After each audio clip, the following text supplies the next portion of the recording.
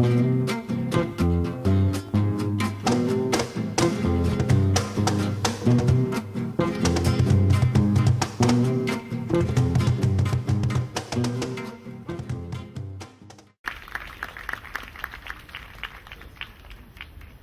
gracias, muy buenas tardes. De todo agradecer la invitación para dirigir hablar de algunas ideas y haciendo bisagra con lo que colega y amigo, ¿no?, el doctor Peter Cowley, que acaba de manifestar. Igualmente, nuestro tema, como el título dice, son enfoques de revalorización del patrimonio a través de la historia. Y para todos ustedes lo que vamos a presentar en realidad son aspectos, temas que ustedes conocen. Entonces, si es que somos repetitivos, les ruego me disculpen. Lo que queremos es quizás abrir un espacio de debate, un espacio en la que fluyan ideas, ¿no?, y podamos enriquecer el tema, ¿no?, del patrimonio cultural en nuestro país. Entonces, en principio, ¿no?, lo que todos, ¿no?, la mayoría, posiblemente aquí todos, no quiero generalizar, estamos de acuerdo con que el patrimonio tiene que ver con los bienes, ¿no?, que se heredan, ¿no?, propiedades inmuebles, ¿no?, bienes muebles, ¿no?, corresponde también a cuestiones antiguas o cuestiones muy recientes, ¿no? Y nosotros podemos encontrar muchos ejemplos, ¿no?, en nuestro entorno familiar, ¿no? Entonces esto es muy fácil, muy sencillo de entender. También existe un patrimonio no tangible expresado en conocimientos, porque hay un patrimonio tangible, ¿no?, enseñanzas que recibimos en el contexto familiar, la educación, el hogar, ¿no?, la forma de hablar. Todo ello tiene que ver, ¿no?, con con eso que llamamos patrimonio. Y incluso si nosotros rememoramos un hecho que involucra a la familia, es también un legado, ¿no?, porque involucra a muchas personas, y esas personas obviamente son parte de un entorno cultural y social.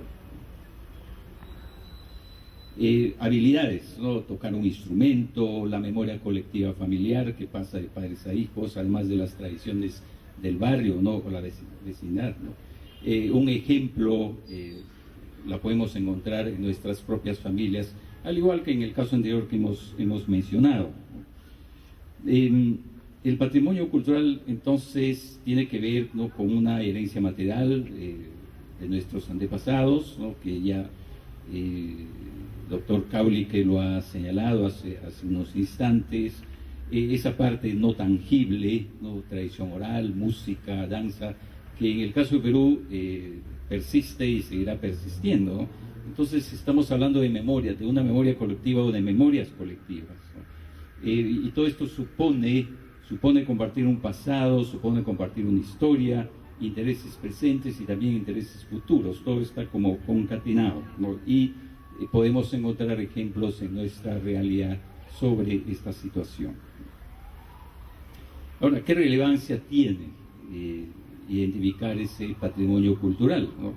Es relevante porque involucra a grupos humanos, ¿no?, grupos que reconocemos un pasado, que lo hacemos nuestro, lo vinculamos, ¿no?, con una historia nuestra y que sirve para construir un sentido de nación. Para no pasar, ¿no?, a las definiciones académicas o conceptuales, cada uno tiene una idea de lo que es nación. Aquí solamente estamos ofreciendo una breve semblanza de lo que corresponde a una nación, ¿no? Nación que somos todos, ¿no? El Estado es la parte política. Ahora, en lo que corresponde al patrimonio, ¿cuál es su relevancia, ¿no? En el caso de Perú ya se mencionó, ¿no? En el Perú esta historia es muy vieja, ¿no? Retrocede a 12.000 años, ¿no? Algunos pueden pensar en que es más de 12.000, ¿no? Generalmente estamos hablando de un promedio de 12.000 o 14.000 años, y a pesar de la conquista europea, ¿no?, ese mundo andino no ha desaparecido, ¿no? Lo vivimos permanentemente, persisten, se recrean nuestras tradiciones aún en Lima, ¿no?, que se supone es la más occidentalizada, ¿no?, y globalizada en el país, ¿no? Entonces, incluye todas las expresiones de un pueblo, ¿no? La arqueología, como ya lo mencionó Peter Kaolick hace un momento, la arqueología precisamente está recuperando o recupera o está en capacidad, ¿no?, de proporcionarnos información diversa, ¿no?, sobre ese viejo patrimonio. Ahora, ¿qué es tan diferente o es muy diferente de otros recursos? Patrimonio cultural, ¿no?, riqueza de la nación, entonces lo inmaterial, lo simbólico. Machu Picchu se inserta en un doble marco, ¿no? Por un lado, capacidad, creatividad tecnológica del hombre andino, pero por otro lado también nos traslada, ¿no?, a esa concepción mágica, ¿no?, si ustedes quieren, y de relación armoniosa con la naturaleza, ¿no?, las fuerzas de la naturaleza, porque Machu Picchu parece que hubiera sido pues tallado, ¿no?, ahí en la montaña. El patrimonio tiene sus particularidades, se expresa de manera concreta, ¿no? Sea agua, digamos, si pensamos, ¿no?, en otros recursos, ¿no? Lamentablemente, ¿no?, el patrimonio arqueológico o el patrimonio cultural no es pues renovable, ¿no? Podemos recrearlo, es agotable, ¿no?, y eso es un tema que investigadores o aquellos que están en la política, aquellos que están en la educación o aquellos que tienen vínculo, contacto, ¿no?, con manejo de lo que son recursos, tenemos que pensar en esa situación, ¿no? Las leyes peruanas e internacionales abogan por su protección, ¿no? ¿Y por qué? Porque, como ya hemos mencionado, no son renovables y mientras que unos son tangibles, los podemos visitar, no podemos deleitarnos, ¿no?, cuando vamos a Machu Picchu, cuando vamos al Brujo. Sin embargo, hay otros que no son tangibles, ¿no? Y en ese tema, en el tema del recurso no tangible, quizás tengamos otros problemas, ¿no?, cuando hablamos, ¿no?, de su conservación o cómo es que lo podemos promocionar. Hay un patrimonio natural y cultural, ¿no? Ya la UNESCO ha presentado una definición al respecto, no vamos a detenernos en ello. El patrimonio cultural, entonces, tiene que ver con bienes que la historia nos ha legado a una nación, a nosotros, ¿no?, y en el presente se crean, y a los que la sociedad, ¿no?, le otorga también una especial importancia histórica, ¿no?, simbólica o estética.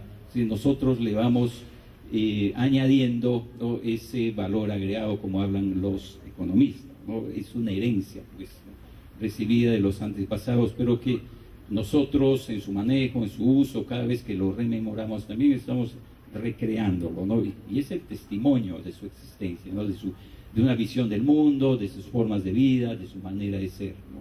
Y también ese legado, ¿no?, que se deja a las generaciones futuras, ¿no? Aun cuando esto puede estar modificado, puede estar cambiado, de repente la idea que tenemos sobre Machu Picchu ahora, en 50 años puede ser otra, ¿no?, pero es parte de un devenir histórico, ¿no? Y de eso se trata, ¿no? La cultura es algo que está en proceso, está en una dinámica, cambia, se modifica, pero hay una herencia, ¿no?, que tiene un gran peso, ¿no?, ante las decisiones que se toman en el presente. Y cuando hablamos del patrimonio, entonces pensamos, ¿no?, en aquello que es tangible, aquello intangible, y ambas son obviamente parte de esa expresión, ¿no?, a través de grandes realizaciones materiales o de aquellas realizaciones materiales que no necesariamente son espectaculares. Estoy pensando en algunos asentamientos, en algunos lugares cercanos, ¿no?, a sitios monumentales que se visitan, ¿no?, en el caso de Huacas del Sol y la Luna, en Huaca del Brujo también, cerca hay restos más antiguos, o aquí en la costa central, ¿no?, en Lima mismo, ¿no?, hay monumentos muy grandes, pero también junto al mar se han desarrollado una serie de culturas que no tienen pues la monumentalidad, pero todos son tan importantes y tan necesarios, ¿no?, para la investigación. Entonces hay toda una clasificación que no queremos aburrirlos con el tema, lo que sí queremos es puntualizar, ¿no?, que además de lo arqueológico, están aquellos, ¿no?, históricos, artísticos, escenográficos, tecnológicos, ¿no?, todo aquello, ¿no?, que tenga que ver con la creatividad, ¿no?, tiene que ver con la historia. Además, ¿no?, cuando estamos hablando de patrimonio tenemos que hablar, ¿no?, de su conservación y obviamente, ¿no?, de la diversidad cultural que es propio en este país, ¿no? Tenemos una lista muy larga, no vamos a detenernos, ¿no?, tampoco a describirlas cada uno. Entonces, son lugares, son sitios, edificaciones, obras de ingeniería, centros industriales, conjuntos arquitectónicos, zonas típicas, ¿no? Es decir, desde el punto de vista, ¿no?, de su monumentalidad, ¿no?, de arquitectónico, arqueológico, todo aquello es parte, ¿no?, de lo que el ser humano ha hecho y está creando, ¿no? Entonces son bienes culturales, obras o producciones humanas que en muchos casos no pueden, pues, trasladarse de un lugar a otro, ¿no? ¿Por qué? Porque son estructuras muy grandes, un edificio, aun cuando hay casos muy emblemáticos en el mundo donde se han hecho traslados, ¿no?, de monumentos tan importantes. Estoy recordando el caso de Abu Simbel, ¿no?, que tuvo que trasladarse 50 metros más arriba, ¿no?, de su lugar original, ¿no? Pero eso no ha sido el caso, no es el caso en todo el mundo, ¿no? Ahora, el patrimonio intangible es aquello, pues, que es aquella parte invisible, ¿no?, que está en el espíritu mismo de las culturas, está en nuestros espíritus, con nosotros, ¿no? En consecuencia, no solamente son las creaciones materiales, ¿no? Hay sociedades, ¿no?, que han concentrado su saber y sus técnicas, así como la memoria de sus antepasados, ¿no? Se mencionó en la ponencia anterior, ¿no?, que en el caso de Perú no hay escritura, ¿no? Hay una memoria, hay una tradición oral, ¿no? Entonces la noción de patrimonio en el caso nuestro debe dar importancia, la importancia de vida, la importancia del caso, aquello que también es intangible, ¿no? Entonces hay que añadir lo que explica su naturaleza dinámica, la capacidad de transformación que la anima, los intercambios interculturales entre lo que participa.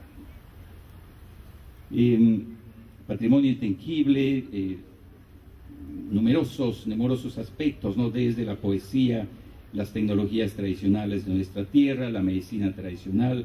Todo esto integra, ¿no?, la cultura, las diferentes lenguas, modismos regionales, locales, la música, los instrumentos, etcétera, etcétera, ¿no? En el caso, ¿no?, del Perú, en el Perú estamos hablando de varios bloques. Aquí podemos incluso discrepar, ¿no?, aquí cómo lo dividimos, cómo lo presentamos, ¿no? Lo podemos hacer desde distintos puntos de vista y depende también de lo que nosotros pensamos de lo que es el patrimonio. En lo que a mí respecta y pensando en voz alta, ¿no?, hablamos de un bloque arqueológico, un bloque histórico, un bloque artístico, gastronómico, obviamente, y uno no tangible, ¿no? Entonces en cada uno de estos casos podemos encontrar los ejemplos correspondientes, pero también podemos hacer las subdivisiones. No es una clasificación como si fuera una camisa de fuerza, ¿no? Obviamente es solamente una manera de ver la situación. Ahora, ¿qué es en lo que corresponde a lo arqueológico? Este es un tema sumamente interesante, sumamente complejo por su diversidad, tanto en el tema temporal como en el tema espacial, ¿no? Desde los restos más antiguos, ¿no?, de esos primeros pobladores que arribaron a los Andes centrales, ¿no? La forma de cazadores y recolectores hasta la época inca. Y la pregunta es, ¿qué es lo que se conserva? ¿Qué es factible de no conservar? Si es que asumimos la idea, ¿no?, de que hay cosas que no deben conservarse. Y las respuestas a estas preguntas las encontramos, ¿no?, en el ordenamiento legal del patrimonio arqueológico que tiene el país, ¿no?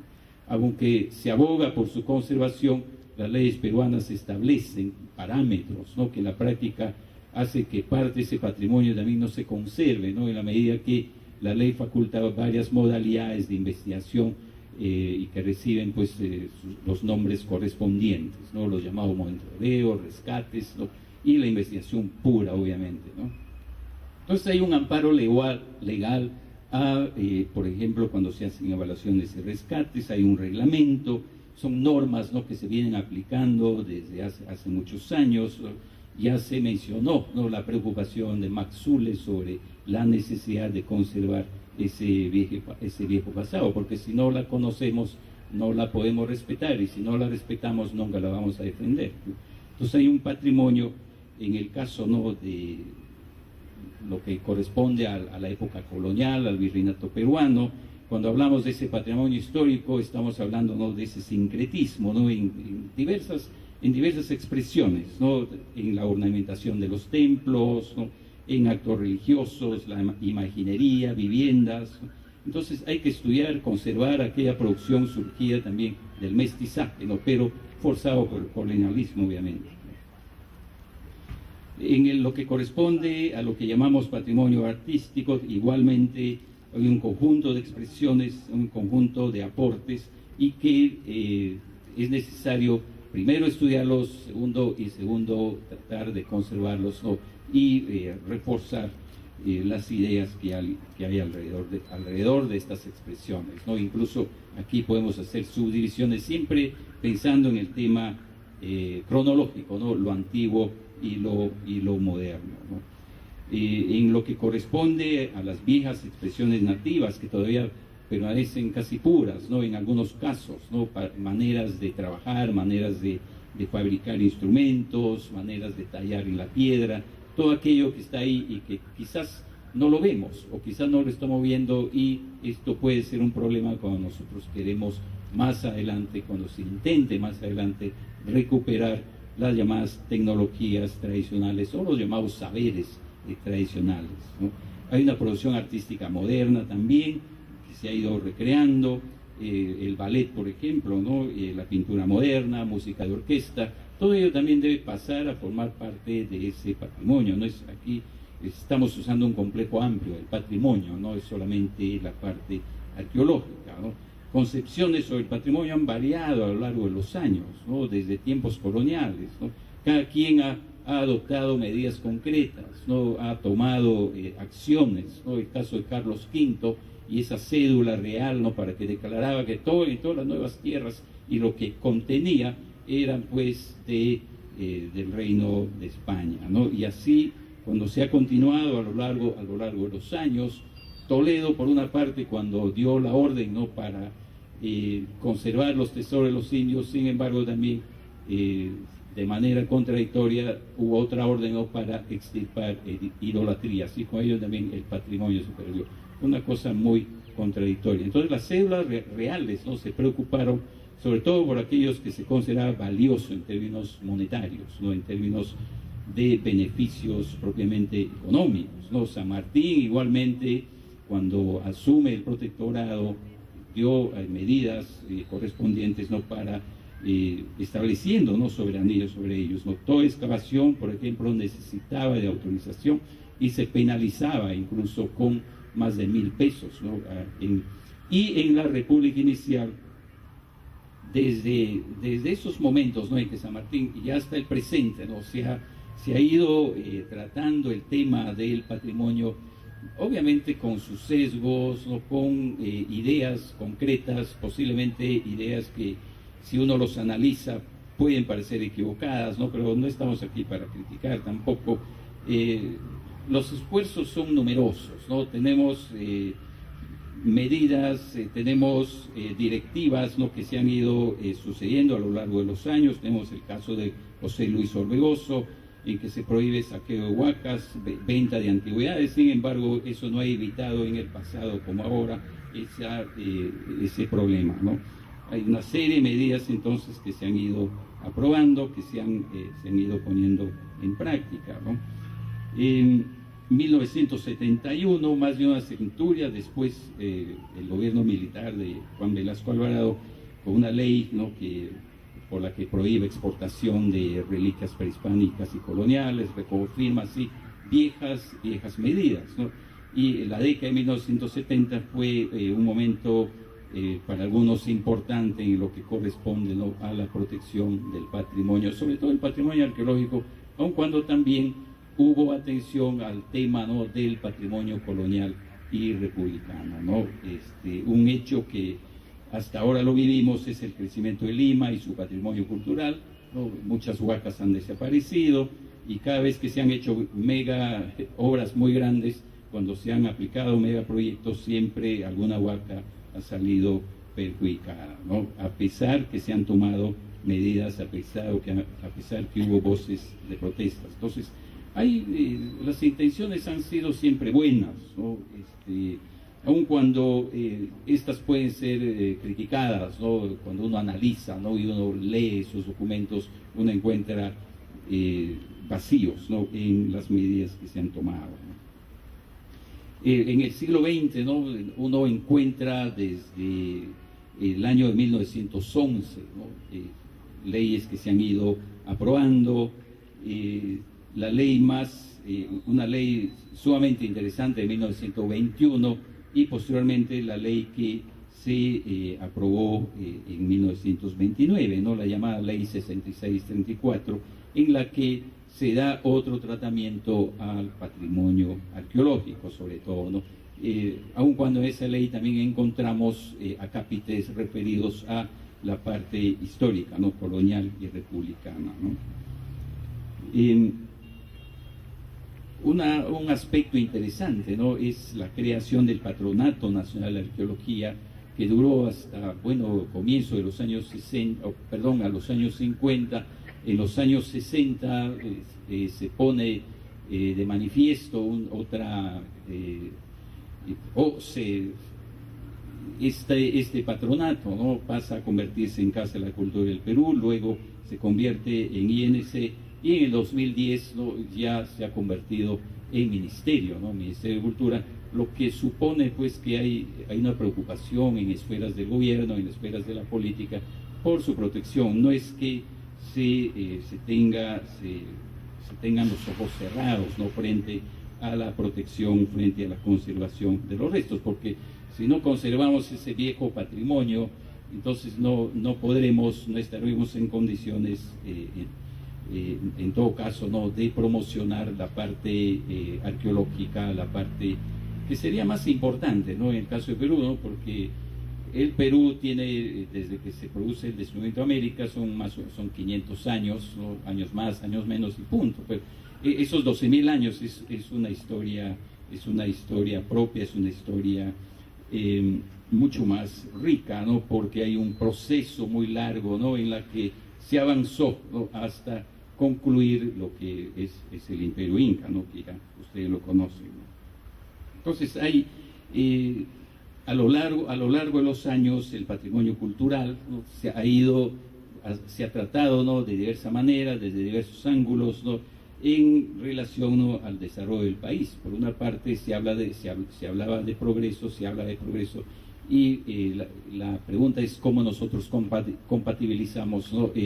La conservación del pasado con el progreso, cuando queremos abrir una carretera o queremos hacer un megaproyecto, ¿no? Ese es un tema, ¿no? Que no solamente involucra o debe involucrar a los técnicos, los especialistas en tema de cultura, de conservación de patrimonio, sino también a los políticos, ¿no? A las esferas del gobierno, ¿no? Ahora, las leyes en el caso de Perú son muy claras, ¿no? La cultura incluye todo, ¿no? Lo que ya hemos mencionado, tangible y no tangible. Hay, por otro lado, también, debido a que se presta mucha atención a los restos arqueológicos, en ocasiones, a veces, la atención se descuida, ¿no? En cuanto a comunidades nativas, ¿no? La producción artesanal, lenguas nativas, etcétera, etcétera, ¿no? Y una tendencia que existe por promocionar turísticamente los monumentos desde una perspectiva económica, nada más, ¿no? Que quizás en eso habría que conversar, habría que debatir, ¿no? Habría que, en todo caso, exponer otras ideas, ¿no? Hay distintas opiniones sobre qué es el patrimonio en el caso de Perú, que comprende, cómo deben administrarse. Los arqueólogos damos peso, ¿no? A los restos prehispánicos, ¿no? La prensa en sus diversas formas y manifestaciones pone énfasis también en algunos aspectos, ¿no? Y los políticos igualmente tienen sus preferencias, ¿no? Entonces el público en general expresa a su vez su propia idea. ¿Quién tiene la razón? Es cuestión de ir a un debate transparente, obviamente, ¿no? Donde se pueden escuchar todas las ideas, ¿no? Puede haber diferencias de orden semántico también con relación a las denominaciones que utilizamos, ¿no? Y nuevamente quisiera enfatizar, ¿no?, que ese viejo legado cultural va más allá, pues, de lo material, ¿no? En lo prehispánico la tendencia es prestar atención a lo espectacular, ¿no?, en función de formas y contenidos, tumbas impresionantes, arquitectura monumental, etcétera, etcétera, y que además nos gusta visitar y nos deleita, ¿no?, cuando estamos visitándolos. Pero la situación va más allá. Pensamos que hay una visión sesgada, ¿no? Preferir lo espectacular impactó de manera negativa en restos modestos por sus formas, por sus dimensiones, ¿no? El legado cultural prehispánico en ocasiones se clasifica, pues, entre aquellos restos, aquellos que son importantes y aquellos que no lo son. Entonces, lo que consideramos que no lo son, entonces hay que destruirlos. Entonces uno dice, bueno, ¿y tú en qué te basas para decir que eso es importante y lo otro no es importante? Entonces, este es un tema de debate también, ¿no? El debate está abierto, es cuestión de compatibilizar las distintas opiniones. Los menos optimistas encuentran que el tema de la cultura, los restos culturales no son productivos, ¿no?, salvo algunos, ¿no? Cuando uno piensa, bueno, ¿y cuál es el beneficio que recibimos? No, bueno, no es productivo, entonces ¿por qué preocuparnos por el tema? Hay también la concepción que lo viejo expresado a través de la música, las tradiciones, ¿no?, son muestras de atraso, ¿no?, y por eso interfieren en el progreso. Entonces hay que conservar solo algunos, o hay que hacer que desaparezcan todos. Entonces hay juicios de valor sobre el legado cultural, valoraciones en torno a la cultura, si es importante o no, tiene la desventaja de depender, obviamente, del juicio personal. Entonces, ante esta actitud se propone aproximarse a la identificación, ¿no?, del mensaje, ¿no?, que una forma cultural representa, una ruina, ¿no?, como tipón, una danza tradicional, tejedores de quero o peregrinación a los nevados, ¿no? El problema de los juicios de valor es que parten, pues, de una visión egocéntrica, ¿no?, que muchas veces y en general es discriminatoria, ¿no? Para ir ya terminando esta presentación, en Perú existen ambas, ¿no?, la memoria y las memorias colectivas, ¿no? Cuando se trata de herencia cultural, esta implica una identificación colectiva con restos materiales, ¿no?, y lugares concretos que se expresan en modos de vida, concepciones y creencias religiosas, ¿no?, actitudes compartidas, ¿no?, por poblaciones enteras, ¿no? Las valoraciones en torno a la cultura, si es importante o no, tiene la desventaja de depender, como dijimos, del juicio personal. Entonces hay que aproximarse a la identificación de ese mensaje intrínseco. La diversidad cultural del Perú supone diversas memorias colectivas, pero a la vez hay un pasado común, lo que confluye en una memoria compartida. De repente, o quizá los que viven, ¿no?, y han crecido en la Amazonía se sienten más identificados con el río Amazonas antes que con Machu Picchu o con el Callejón de Huaylas. Entonces no tenemos por qué culparlos, pero a la vez también esas personas se identifican con ese legado que es de todos, ¿no? Es decir, Machu Picchu, el Callejón, el Huascarán, etcétera, etcétera, o la tradición cultural, ¿no?, muy vasta que existe en nuestro país, ¿no? Entonces, ha habido sesgos sobre la cultura, sobre el tratamiento de los restos, sobre todo los restos arqueológicos, desde que se ha ido desarrollando el tema, ¿no?, de la investigación y, por otro lado, también la promoción cultural y el desarrollo turístico en el Perú. En los últimos años vivimos una suerte de boom turístico en el Perú. Hay un aumento considerable, ¿no?, de visitas, ¿no?, sobre todo a las cuestiones históricas, ¿no? Y no es por autohalagarme o autohalagarnos, ¿no? Sin embargo, gran parte, ¿no?, de esos turistas que vienen al Perú vienen a este lugar o vienen a esta zona, lo recorren con todas las incomodidades que eso supone, recorren este territorio porque quieren ver sus restos arqueológicos, no para ir a un hotel de 5 estrellas, ¿no? Entonces, creemos que, ya para ir terminando, tenemos que trabajar de la mano, ¿no? Aquellos que estamos involucrados en la investigación pura, y aquellos que están involucrados, pues obviamente en la promoción cultural, en la promoción turística, es decir, convertir lo que el dato arqueológico en producto turístico. Muchas gracias.